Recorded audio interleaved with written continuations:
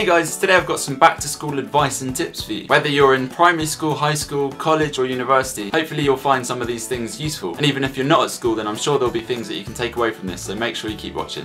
One of the biggest and most important things you can do at school, and even later in life when you're working and stuff, is to take notes. It's actually scientifically proven that taking handwritten notes will help you remember things a lot better than if you're just listening. And it's also much better to be doing this by hand rather than on the computer. The fact that you're engaging your brain enough to be able to write these letters out on the page makes you put more thought into it and makes you more likely to remember it later in the future. Even if the teacher has better handwritten notes or slides online, you're still better making your own notes while you're in class. It doesn't even matter if you don't come back to them and you end up using the teacher's slides online. Just the fact that you're there engaging your brain to be able to write the words on a page makes you much more likely to remember it in the future. A lot of people find that when they're at home working on their computer or at their desk, it's really easy to get distracted.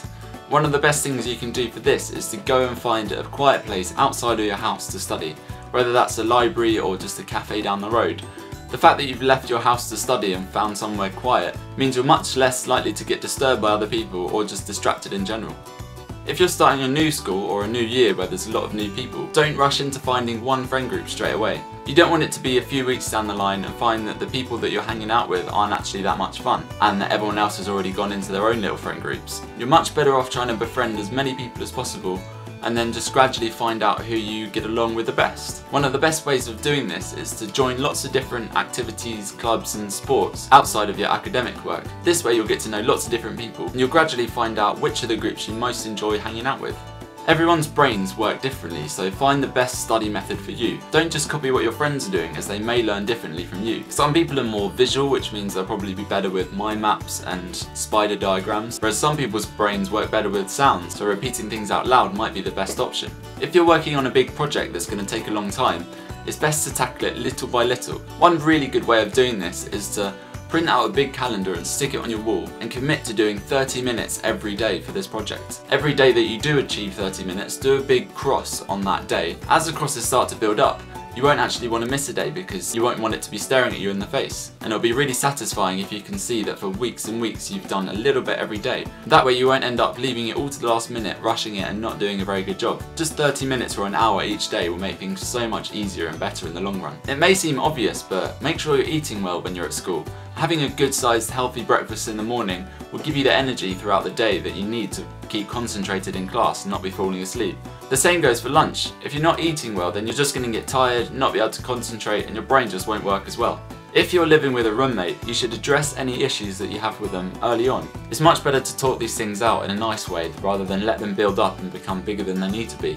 You might find if they're doing a little thing that annoys you, they probably don't even realise it. So if you just mention it in a nice way, they'll probably address it and you'll both be able to get along with each other a lot better. Almost everyone suffers a bit from procrastination. Often it's because you've just got so much to do that you don't even know where to start. So if you break things down into small little bite-sized chunks, then you can just do a little bit at a time and know exactly what you need to do, and it'll be a lot easier to get started. And if you're not sure how you're going to tackle this whole piece of work and that's what's putting you off, you should just get started. Just by getting stuck into it, it'll be a lot easier to keep going and figure your way through as to how you're going to tackle this piece of work. Finally, and most importantly, have fun. Yes, you want to do your best working hard to get good grades, but these will also be some of the best years of your life, so make sure you have fun while you're doing it, as you want to be able to look back on these times and have lots of positive memories.